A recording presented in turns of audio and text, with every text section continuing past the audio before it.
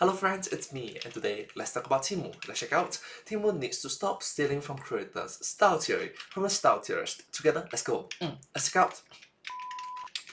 Companies are ready to steal your face to sell their products, and there's nothing you can do to stop it. Or is there? Style theory. Hello Internet, welcome to Style Theory, the Hello Internet, welcome to Style Theory. channel that's always ready to call out some shady business. Chat, if you're new here, let me give you the TLDR. We have a history on the channel of taking a magnifying glass to companies trying to pull one over on creators. And this time we're turning our sights on Temu. On July 5th, 2024, Mia Maples, a lifestyle creator here on YouTube, posted a video explaining that Temu had stolen her face. 3 years ago, I posted this, trying 5 heatless hair curling and waving methods. First time I became aware of it being stolen was 2 years ago. I didn't even know Temu existed back then. Well, clearly they were aware of you, Mia. However, while Temu may be the target of Mia's call-out, it's not the only site that's been taking what wasn't theirs. And also, I cross-Google image searched this image, and it is all over the place. Here it is on so many different sites. Mia is far from the first content creator, big or small, to have their work stolen by brands looking for free advertisement. Brands that are stealing my videos and using them in their advertising has hit an all-time high this year. Have you ever seen one of these ads on Instagram, social media, or Facebook? These ads are all ads that have used my face without my permission. We are here today in Simply Court to prosecute the illegal use of pictures and videos of simply illogical snails for the purposes of profit. This has been a problem since influencer culture has become part of the culture. So in a battle of Mia versus Temu, who wins? It's a battle of big money, legal loopholes, and unexpected monsters. And I'm gonna break it all down to see if there is any hope for justice, or if we should all resign ourselves to being Temu fodder forever. All rise, court is now in session. To get to the bottom of this case, we need to first understand our two key figures. On one side, you have Mia Maples, representing our plaintiff, the creators. Mia is an old hat on the platform, having been making videos for over 11 years and amassing over 4.4 million subscribers here on YouTube. She's made a name for herself with her honest reviews, one that Temu has even tried to hire to promote its website. Why? Because she's a voice and a face that people trust. And that trust 4.44 million subscribers. That's a lot. That's a lot. has value. Influencer marketing, the baby sister of celebrity endorsement, hinges on consumers trusting the face that's selling them the product. The thing that frustrates me the most is because when people see my face, if they're someone who trusts me, who trusts the integrity of me reviewing a product, when a brand And people, it's not just the people, the audience look up to these content creators as their role model. and takes my face and puts it on something they're selling, people might spend their hard-earned cash on something that they think that I have endorsed when I have not. The phrase parasocial relationship has become so overused that it's almost lost its meaning, but the effect does still ring true. A parasocial relationship is a one-way connection between one person, like a member of a creator's audience, and the figure that they admire and invest their personal time into, aka the creator. It sounds pretty clinical when you say it like that, but in reality, it's something very valuable and, to most creators, precious. That relationship with their audience is what allows them to not only have their job, but market themselves to brands, thus sustaining their ability to create. When a business skips over the creator by stealing their content and their likeness to use in their marketing, they are not just hurting the creator, but their audience as well. In this case, Temu has caused damage to Mia and her audience by seeding in a level of distrust by using her face to sell a product that she is not consenting to endorse. Consent is very, very important. Consent, please. Now for our defendant, Temu. While Temu may seem like the new kid on the block, having launched here in the US in 2022, you are in for an unexpected surprise. You see, though Temu itself may be new, its roots go back a long, long time. The Temu brand was created specifically to market to Western consumers, with with its headquarters even being based out of Boston, Massachusetts. When it launched, it had one singular goal: make big money. No, really. Temu reportedly announced that its main goal was to make $10 billion in its first year. And boy, did they. In 2023, Temu was estimated to have made around $18 billion.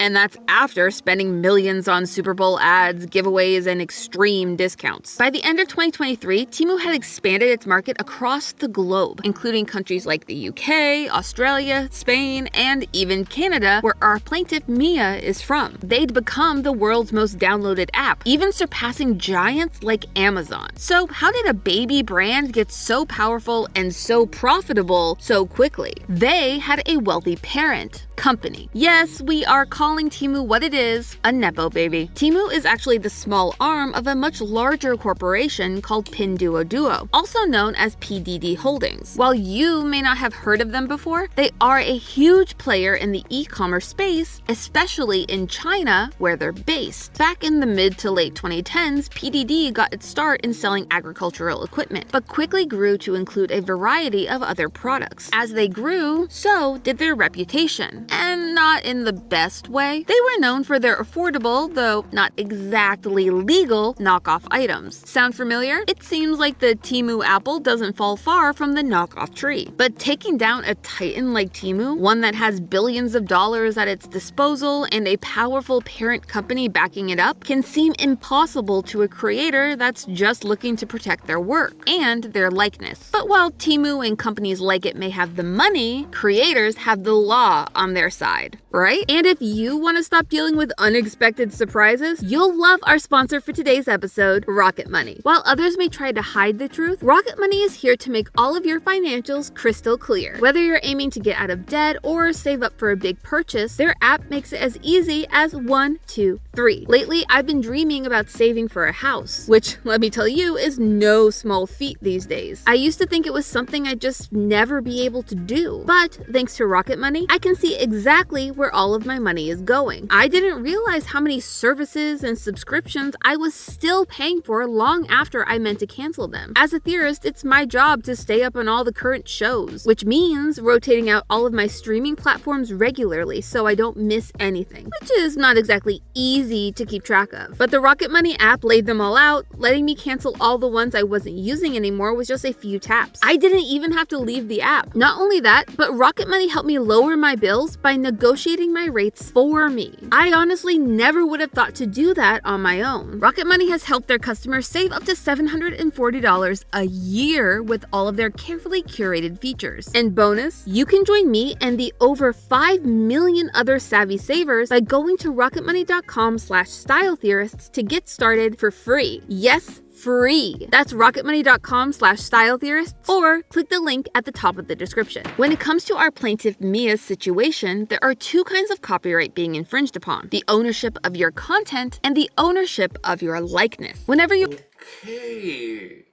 Okay, let's learn about it.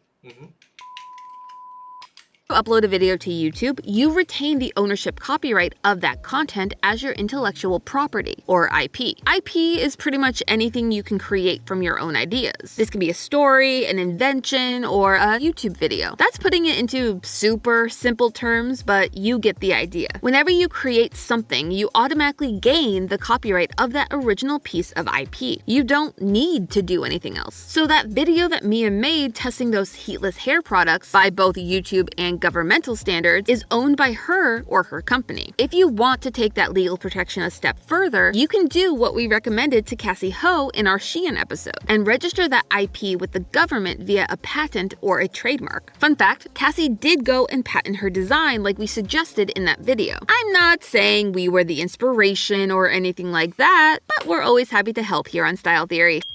However, when it comes to your everyday YouTube video, going to that length may be a little bit overboard and not exactly easy or cheap to do. So what about your face? You obviously own that, right? Well, yes, but also no. Under US law, you don't actually have an automatic right to your name or likeness just by virtue of them being yours. Though the nitty-gritty of that can differ wildly from state to state or even city to city. If you've watched either of our episodes over on Film Theory worry about movies and TV recreating celebrities, you'll know that it can get very complicated. However, for our case today, it's a little bit more straightforward because Temu didn't just steal Mia's likeness, they stole it for an ad. Like we mentioned earlier, Mia's big frustration about all of this is how it can confuse and trick her audience. When a brand takes my face and puts it on something they're selling that I haven't actually reviewed, because then you could see this ad on Temu and be like, oh my gosh, these must be the ones that Mia tried. And then you get them in the mail and they're not working the same. And then you're like, what the heck?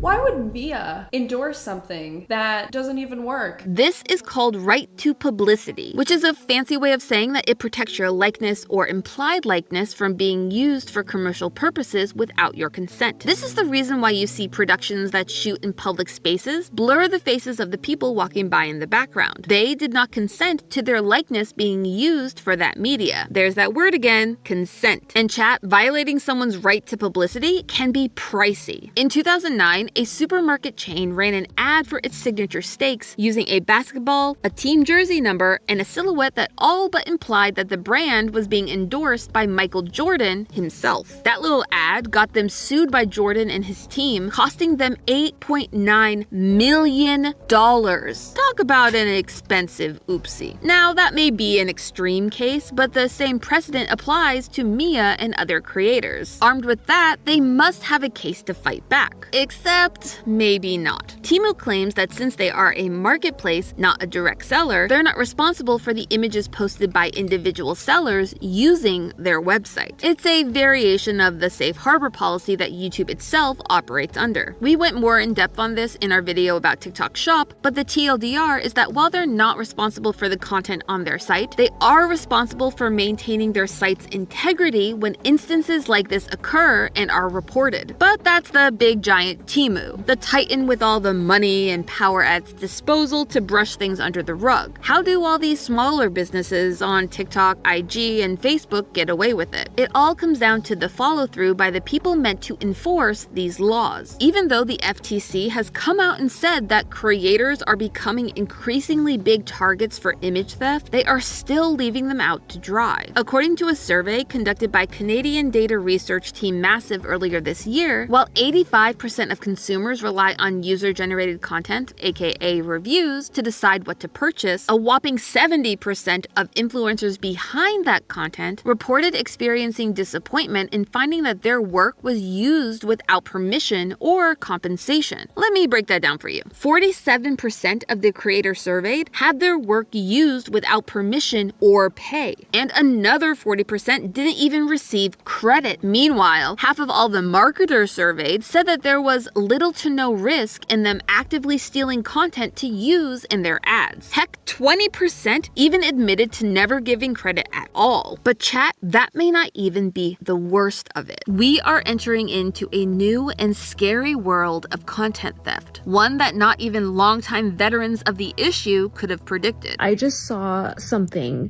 that makes me feel like I'm in an episode of Black Mirror. I'm going to show you the original of the video that I posted to my socials. This is what I found in the listing.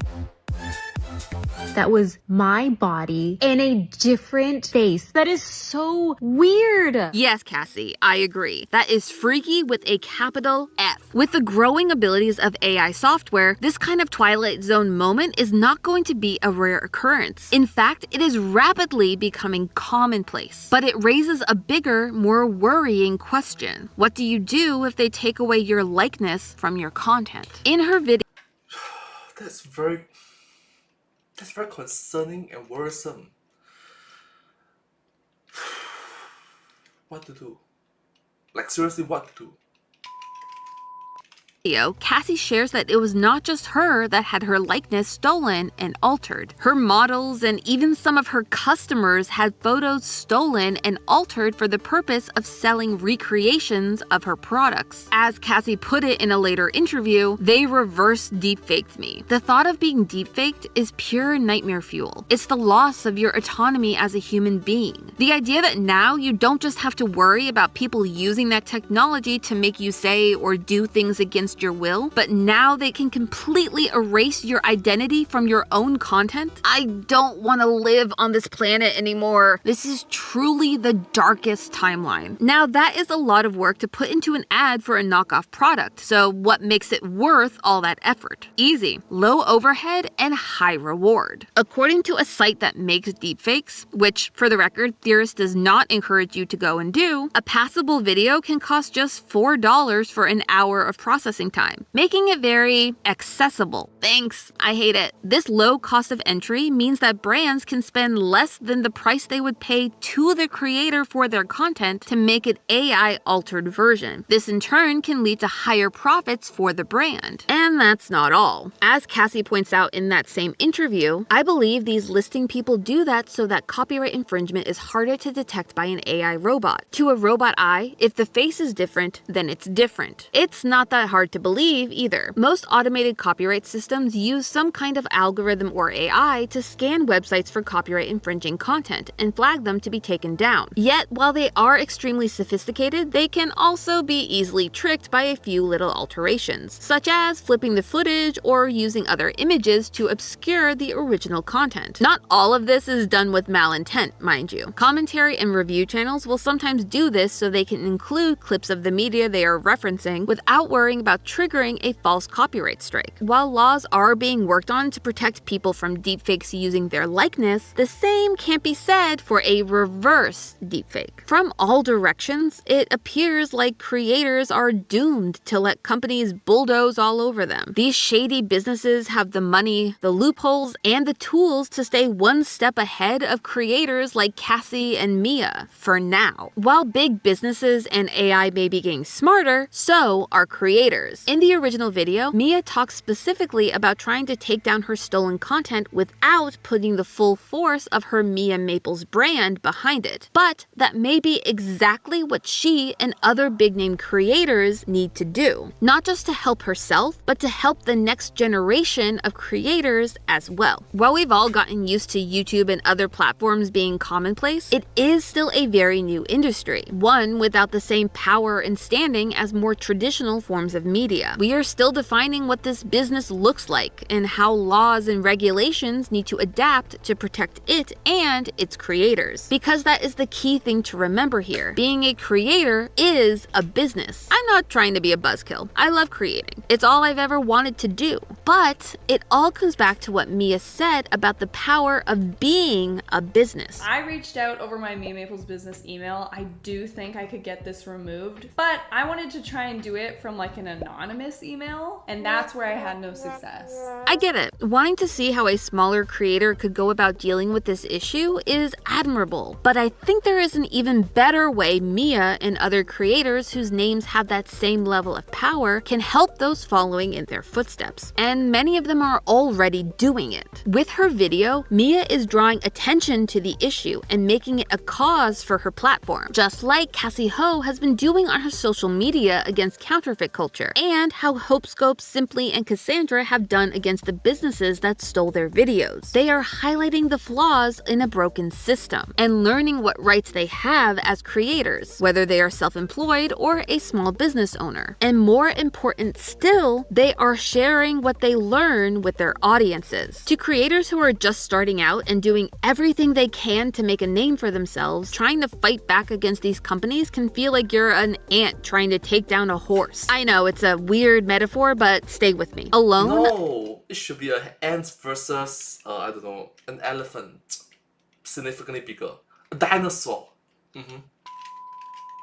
A singular ant stands no chance against a large creature like a horse. But when it joins up with the other ants in its colony, or the other creators in their community, their power is multiplied 1,000,000 times over. By herself, Mia is probably able to take on most companies that would try to steal her likeness. But if she teamed up with her fellow creators to really light the fires under some of the butts of not just these companies, but the people in charge of amending the laws meant to protect them and their their IP, we are likely to see some endgame level results. I'm not saying this will be easy, but we've already seen it start to work in other industries, specifically the music industry. When Taylor Swift announced she'd be releasing the re-recordings of her first 6 albums, people thought she was crazy until it worked. Taylor, like many artists before her, had a contract with her record label where she created the music, but her record label owned her masters. In the world of YouTube, this would be like YouTube saying they owned your videos because they gave you a platform for distribution. It would, to put it bluntly, really suck. However, it's extremely common in the music industry. After leaving her label, Taylor was unable to buy back her masters, but she did have the right to re-record them and own those masters. It was a really big screw you, not just to the label, but to the industry's long unchallenged structure. While not the first to do this, it caused some big noise and showed her fellow music artists that they too could change the system that was taking advantage of them. They're able to do this not just because of their own power, but the power of the very people that businesses like Temu are hoping to take advantage of, their audience. The battle against Temu and all the other bad actor businesses hoping to make money by stealing the faces of your favorite creators is one that has to be fought on 2 fronts. While the creators take up their legal swords, their audiences are able to take a stand with their money. Where you spend your money matters, not just to the high-level creators with legal teams of their own, but to small up-and-coming ones who feel they don't have the means or the support to fight back. If you see a brand using stolen images, don't buy them. Then tell your friend not to buy them, and have that friend tell their friends. The only way that we all win this fight is if we're all in this together. But hey, We're all in this together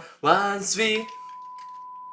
that's just a theory, a style theory. Keep looking sharp. And if you want to catch up into our previous dive into shady business practices, check out our first video on Shein. Well, thank you so much. I hope you enjoyed this video. But hey, that's just a theory, a style theory. Keep looking sharp. And I hope to see you all in my next video. Thank you so much. Subscribe. Thank you.